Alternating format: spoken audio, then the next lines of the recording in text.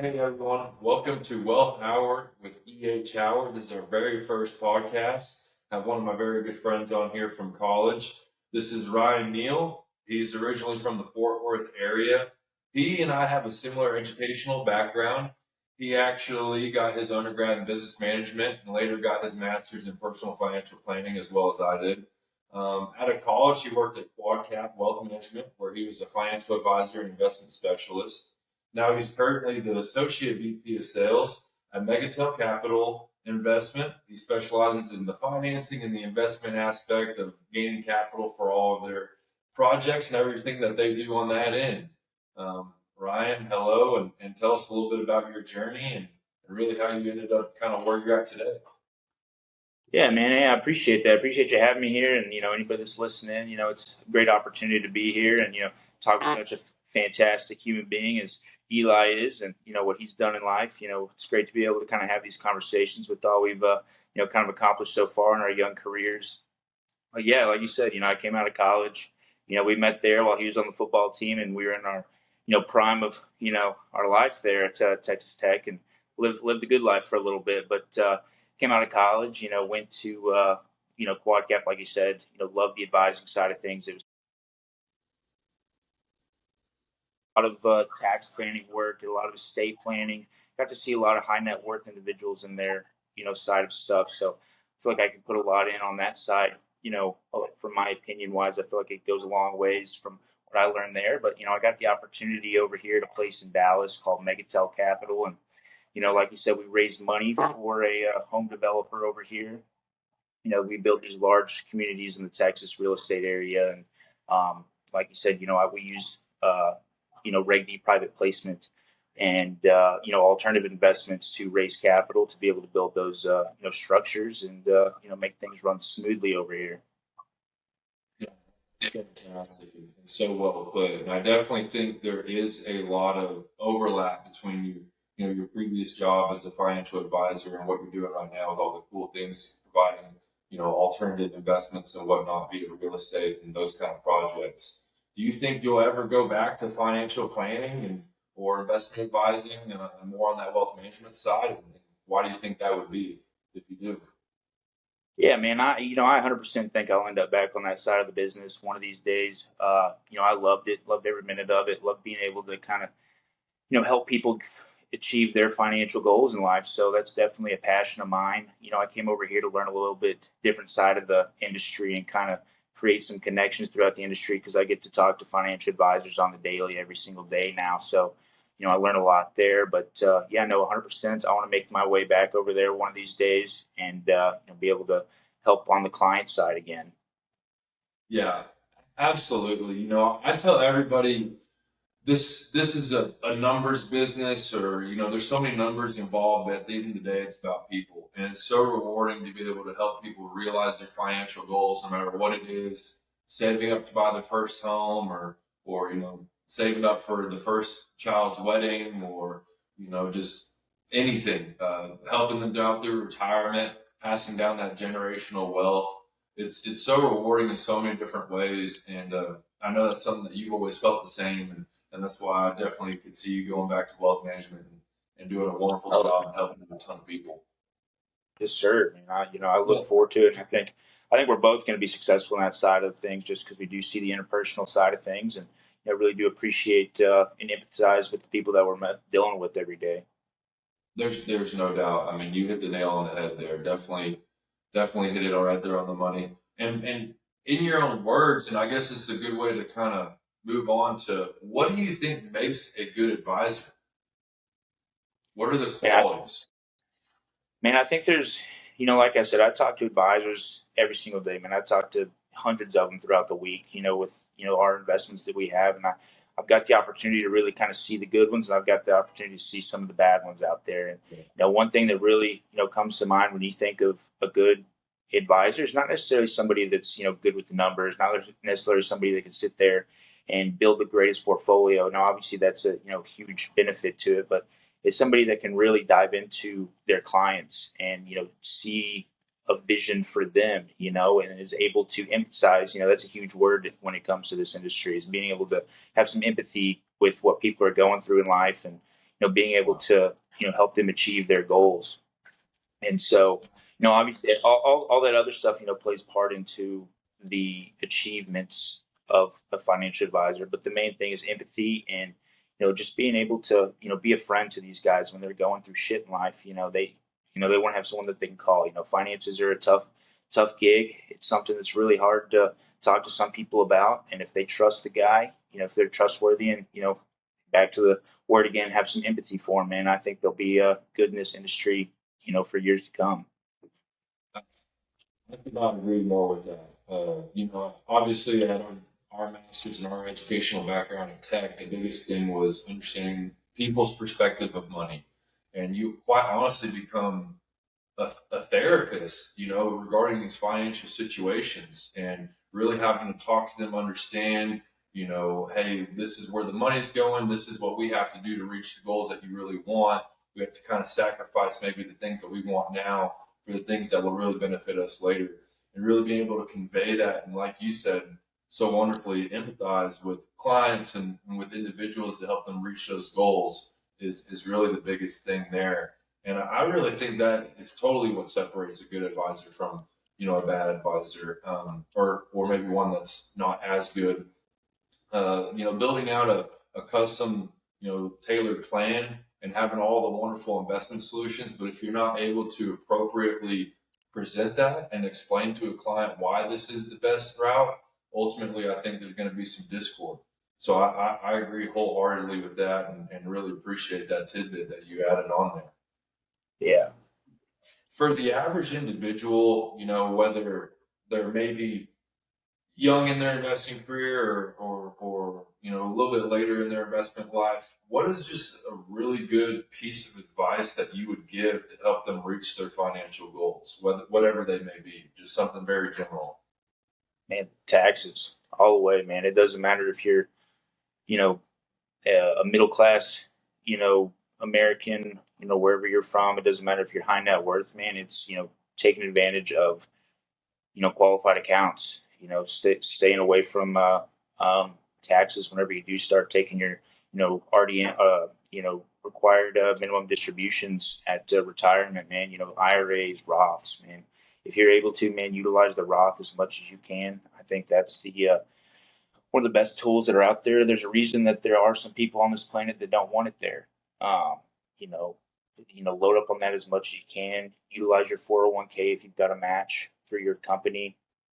Utilize that stuff, man. If you've got some sort of a income sharing plan with your company, take advantage of that. Don't wait. If you're 25 years old, and you don't know anything about it, man, go and talk to somebody in your office and learn about it. It's that's the most important thing. You don't want to be 40, 45 years old and figure, oh man, I could have had an extra, $100,000, in my savings right now just because, you didn't learn about what your companies have to offer. And so take advantage of that stuff. And, there's so many different things out there, so many different tools you can use if you're, for private contractor, you can do a set, you can do all kinds of different stuff, man. And, there's different routes around taxes. You just have to find them. There's so many pages in the tax code to be able to actually get around taxes, and you just have to talk to the right person to get you there. Yeah, absolutely. Honestly, I didn't think that you would have said taxes, but that it makes so much sense, and because it affects everybody, obviously, and how you are able to, make sure that you give a little bit less of your money to Uncle Sam and keep a little bit more in your pocket, and effectively use those different tax buckets. Your tax deferred, your taxable, and your tax free. Really it's a really strong indicator if you're going to have a nice retirement or be able to meet your financial goals appropriately. And I agree wholeheartedly because that's why we use so many tax planning professionals no matter what we do. Of course, you and I both really agree and believe in comprehensive financial planning. And tax planning is something that's so underrated. A lot of people make sure that their investments are good or their match is all good and their savings rate is good. But if you're not taking care of your taxes, really understanding how to strategically use those in your benefit to reach your financial goals and overall better help your investment life, it has so much say and sway over exactly how you're going to go about those goals. But as since we've been talking about investments, uh, what's the stock market doing right now? I'm going to pull up some of the prices. I know on Thursday we hit all time highs, and I mean it's a pretty wild time to be an investor, I'd say these days. Yeah, man. If you're not in the market right now, you're really, missing out, man. It's shredding. Personally, I'm missing out on a little bit of the gains right now, but it's awesome, and especially from what it was a year ago. This time a year ago, people were so speculative about the market, man, and this just shows that you got to stay in, man. You can't get out. It's super important to not think that you can play the market. Last year, I was working for that RA. Man, we had so many clients that thought, oh, we should get out, we should get out. See the bottom, see the bottom. Well, nobody on this planet knows where the bottom's at. Nobody at this planet knows where the top's at. So, keep your money in, compound that crap, if you think that you're smart enough to beat the market, you're not. I hate to break it to you. I wish some of us were, but we're not. And, stick it out. Yeah, I love the famous saying that time in the market beats timing the market. And I mean, if we just look at it, I mean, if you would have told me a year ago, I definitely wouldn't have said that we were going to be reaching all time highs, closing at 52.60 or whatever we hit and closed at March 21st on that Thursday afternoon. But I mean, look at us, and today we're about midday on Monday, March 25th, 2024, and we're sitting here pretty safely over 5,200 in the S&P 500. So I mean, Yeah. keeping Man, your it was a money in year that stock ago. market. A year ago, man, we were stuck at 4,000 and everybody was like, oh, no, no, scared, just don't be scared of it, man. Yeah, no, absolutely. And I mean, whether it's the S&P 500 or the Nasdaq or the Dow, I mean, we knocked them all out of the park last week on Thursday, and I mean, like I said, we're a little bit red today, but we're still sitting pretty comfortably over 5,000, but pretty comfortably over 5,200 even. And I just wanted to really point that out because there's been some really wild things. NVIDIA is apparently releasing this new chip that is just going to even set them out further ahead of the competition, which, I didn't even think they could get any bigger, but they're killing it as well right now. Yeah, they're a heck of a stock to have owned over the past 4 years for sure. Yeah, I wish I invested in them a little bit earlier, but Yeah. There's a new chip company that just came out that their stock is actually shredded this year too. It's called oh, it's like super chip something. Can't remember the name of the actual company, but that's I it's was up gonna say over that's a probably thousand. I was gonna say Super Chip's probably a good name for a chip company. So I was like, Yeah, yeah, it's up big time this year. I've had a bunch of advisors try and get me on that one that I talked to. Um, but it's these chip makers, man. They're the future. They essentially they know what's going on. They're ahead of the game. And, that's why we stick to the finance world, and they're out there grinding on that side of the world. So they know what yeah, they're talking about, same as much as we do in our field. that's right. And as we near, a future of artificial intelligence and AI, I mean, they're only going to become bigger and better and more prevalent in the world that we live in. Yeah. So I agree. What do you think about um, the AI, advisors that are out there now? Do you think that those are going to That's become a big? incredible that you asked that. That was literally one of these next questions that I had coming up. I kid you not. So that's incredible that you asked. I actually have uh, a little report here about AI. I don't think AI. Are you asking if will AI take over the role of advisors, or are you asking more so of AI's use in investment advisors? I say it's use, man. I don't think it'll ever take over the role. I think it will I push agree. some people out of. I think it'll push some people out of the industry that aren't, necessarily that good.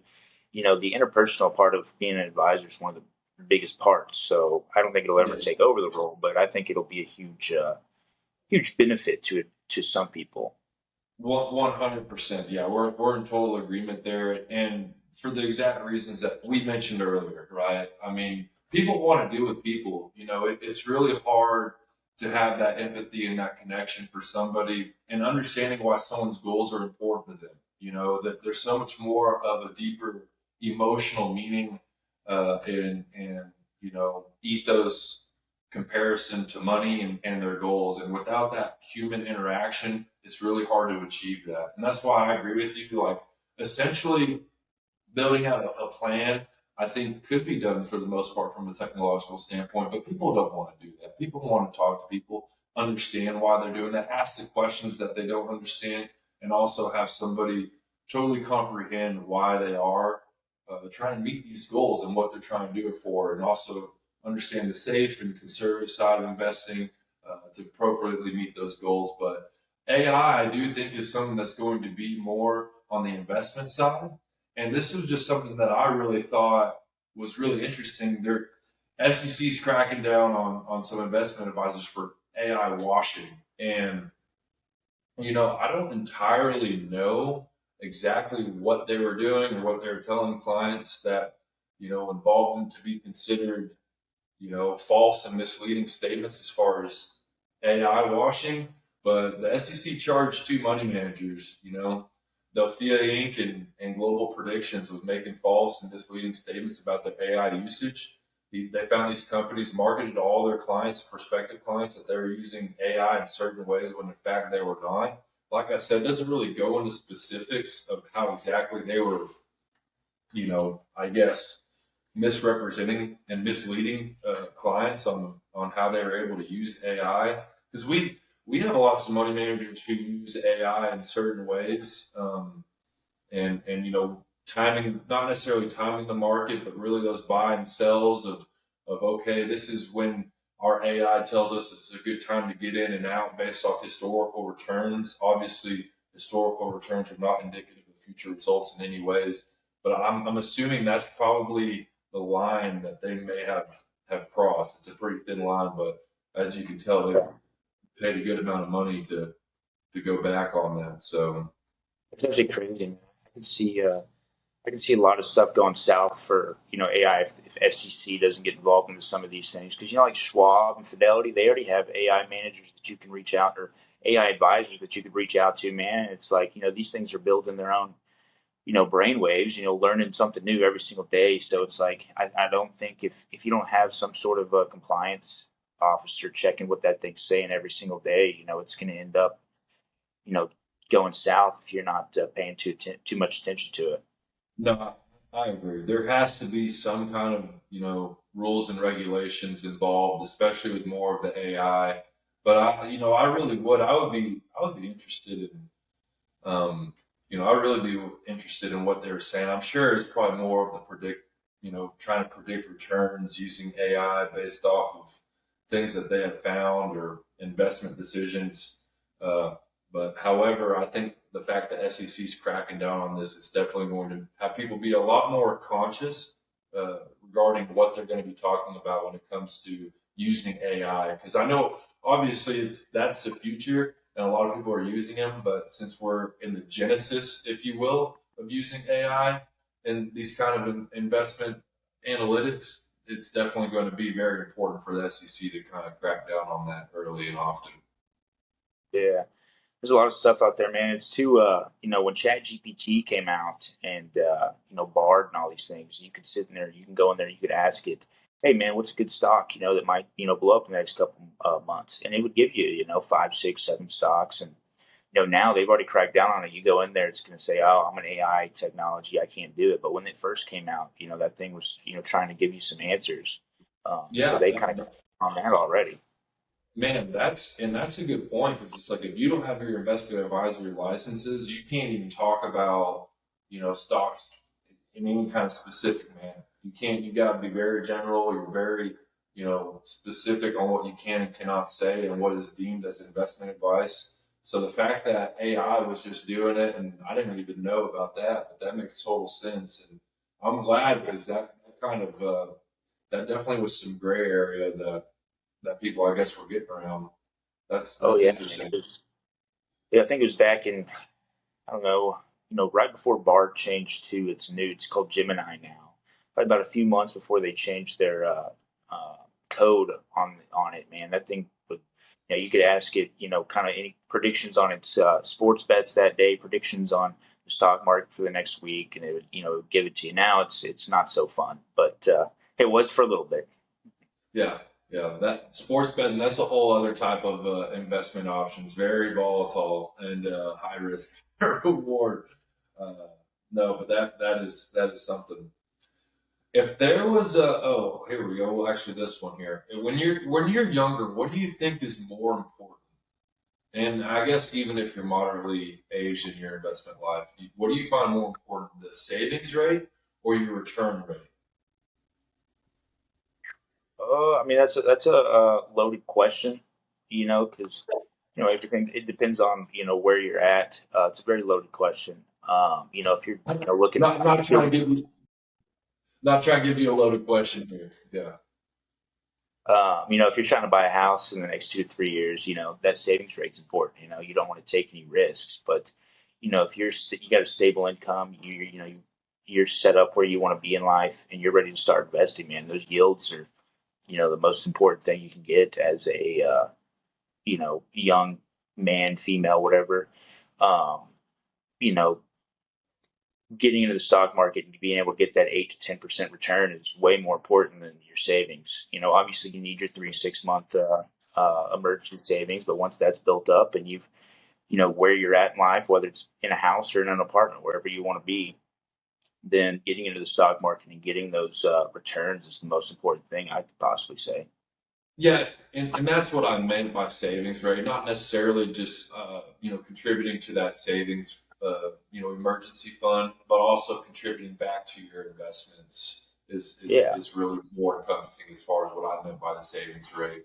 And the reason why I think the savings rate is maybe a little bit more important is just because you can control that. You can't necessarily control what's happening in the market, but if you have a really healthy savings rate, it's obviously going to help, positively curve those down years in the market. Kind of like we were saying, it's going to be time in the market. You're buying your investments that you already believe in, on sale, if you will, if the market's down. And it's only going to further enhance and juice up those good years in the market. And just if you have a healthy savings rate, it kind of gets you out of a lot of trouble, especially reaching those financial goals. But yeah, obviously, rates of return is going to have a huge impact, determining your likelihood for portfolio success with the sequence of returns and everything going into that. But I think the savings rate kind of helps you smooth out those bad years and only enhances your good years. But yeah, to your credit, when I meant savings rate, I meant beyond your emergency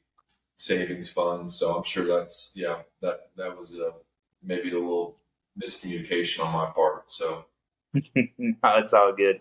But yeah, no, I agree with you, man. It's as much as you can put back, put it back. Obviously have your everything taken care of, your bills and kids or whatever you've yes, got going on in your life. Make sure that's all taken care of. But the more that you can put back at an earlier age, the better you are. If you can put back 30-40% of your income, man, that's freaking amazing. You're ahead of at 99% of people, and people don't realize that. They think it's all about the yeah, money that they're making, but it really comes down to being able to live on what you make and then being able to put as much of that back as possible. that's right. I tell everybody, it doesn't matter how much you make; it matters how much you save. Because if you make 100 grand and you save $1,000 a year, or you make 10 grand and you save $1,000 a year, you're saving the same for your future. So it really is. I think obviously a healthy savings rate will get you out of a lot of trouble, and something that we both certainly agree on. What is one consumer product that is inflation proof? If that you can think of is just totally proof to inflation. And now this is a loaded question, so there's something. It's pretty funny, but there's something to it, and I don't want to get you in too much trouble with your thinking here. Consumer product, honestly, I mean, you got to think, it's not really a product, but utilities. Yeah, Like utilities essentially stay the same throughout the lifetime. You get in with the wrong group, you find there's so many different things out there to get your utilities from, but utilities are probably the main thing. It's a very defensive stock as well. to be able to buy Yeah. during things like that as well. So, obviously not just the consumer product itself, but the asset class as well is very defensive in nature against things like Yeah. inflation and down years See in the that stock market. you're 100% right. No, you definitely hit it on the money there with the utility stocks and the fact that the asset class is certainly a really good defensive strategy. And that was so much more serious than what I have. This was something that I saw the other day, and I just thought it was hilarious, and I figured I'd bring it up in here. But believe it or Yeah, not, it's Costco hot dogs, baby. They yes, sir. they have been $1.50 since 1985. I mean, how awesome is that? No, that's the greatest. Honestly, I should have thought about that. We talk about Costco all the time. Great stock to buy too Dude, for anybody out there. this rascal right here, I guess he's an influencer. He did a Costco diet for a week long, and he ate like 4 hot dogs a day and Coke, a soda or whatever, for a week straight. So what, 28 hot dogs? I think he paid like $43 for that week, and Yeah, he that's lost like amazing. Good four for him. pounds. I need to Yeah, get on that Costco diet. It sounds like dude, it's I'm awesome. telling you, he lost weight, saved money. I mean, got all sorts of views and recognition for this. I mean, he's on Fox Business here for eating hot dogs. I'm like, dude, if I would have known that, I've done this a long time ago. But yeah, $43. And Yeah, the CEO, CFO already said, hey, we're not going up in price. This is us. We're above 50 no matter what. no, that's awesome. Good for him for even being able to do that. I saw a crazy article the other day. Well, actually, my loan officer at my bank, I go in and just talk. He's not. I haven't taken any loans from him, but I go in there and talk to him all the time, and trying to create a relationship with him. And he's a really nice guy, and we get into talking about in the weeds about finance stuff all the time. And he pulls up this article and says, "Hey man, what do you think about this?" And he prints it off, and I look at it, and it's consumer goods that lose their uh, amount of people buying it whenever a recession's coming. So if you go and you see that people aren't buying makeup and lipstick, aren't buying men's underwear and socks, things like Wow. that, that's a huge indicator that there's a Recession coming. depression, a recession coming, not depression, but recession coming. Yeah, And I thought God, help my- that was super interesting. And I was like, man, if it was up to me, man, the only time I get my underwear is for Christmas every year. So there's got to be recession coming in my life every year. So I never buy Yeah, that stuff. I'm telling you. Yeah, we're the same in my household. It's like underwear and socks, and I'm kind of excited about it because, like you said, I'm like, I don't just think about going out and buying underwear, but it's kind of a really good point though because those are maybe more of the accessories and not necessarily the essentials. So if people aren't going out and buying the extra stuff, maybe the extracurricular products, or maybe it's what they don't necessarily need to live off of. That really would be a good indicator of, hey, people are a lot tighter with the money. They're not wanting to throw it out there and just spend all willy nilly. And who knows? I'm telling you, we could save so much money. We could really increase our savings rate. We just start buying Costco hot dogs. And look, this is what the CEO said. I guess he feels very passionate about this. He goes, if you raise the price, if you raise the effing hot dog, I will kill you. Figure it out. So, so they obviously feel pretty strongly about that. Um, oh gosh, that's hilarious. That's good stuff there. And so I know that one was a loaded question for sure that I had for you, as far as inflation-proof consumer products. But this is the last one I have, and it's kind of a difficult question, but it's something I think of that I run into all the time because a lot of people are like, "Well, I'm worried about the economy. I think we're in a bad economy right now with our current state, but why is the stock market doing so good?" And I think a lot of people don't necessarily understand the economy versus the stock market because even though they're correlated and they overlap in some degree, but they're not the same thing. And a lot of people oftentimes confuse them to be similar, if not the exact same. Yeah, no, I 1000% agree with you, man. Like, yeah, you can sit here and say the stock market's shredding, but doesn't mean the economy's doing well. I mean, the economy in America has been tenfold worse than it is right now. And, a lot of us, it's always negative in the news, but, at the same time, the economy could be doing better. Our imports could be better. Our exports could be better in Yes. so many shapes or form. We have a bunch of tariffs out on all kinds of stuff right now that's not really talked about in the news. And so, when stuff like that happens, it really kind of brings down the economy. But at the same time, the stock market's shredding. So they're going to talk about how well the stock market's doing, and they're not going to talk about the media outlets. Man, they do what pays. They're going to put what out there, what pays them. So it's negative all the time until it's not. Absolutely. And, like you said, I mean, you explained it so wonderfully for a difficult, kind of a difficult kind of, random question that maybe you were or were not expecting. But, and it's true. I mean, the economy is so much larger than just the stock market. The stock market is just made up of these public companies that are more often not controlled by a large portion of the same people, uh, and this explains it well. The stock market and the economy are not the same. The economy is a production and consumption of goods, while the stock market is a collection of shares of public companies.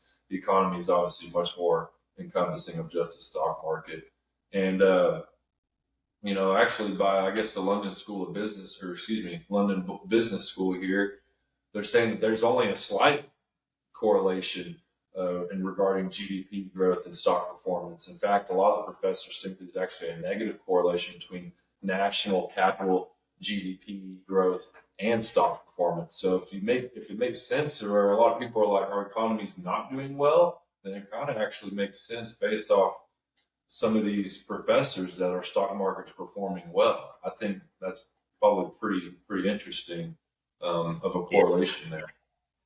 it has, man. And, the past few years, since we've really gotten into business, there's been a lot of external factors that really hurt and helped the stock market. You look at 2020.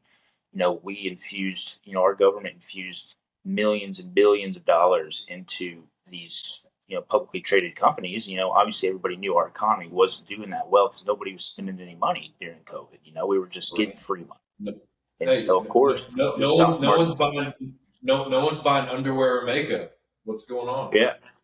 And, but the stock market was doing phenomenal after that little dip there. I think it was about April or May-ish of 2020. And then after that, man, the Yeah, stock market just freaking, after they got a bunch of free money, man, of course, it sent the stocks through the roof. And it was a great time to yeah, be in the market and all that stuff. And, obviously there's a lot more people getting into the market, a lot more demand, or a little less demand for stocks because of how many people were buying stocks then because we were giving them free money. So, economy's not good, doing good. The stock market's exploding, and kind of can say that now with all the free money that's been given out the past few years.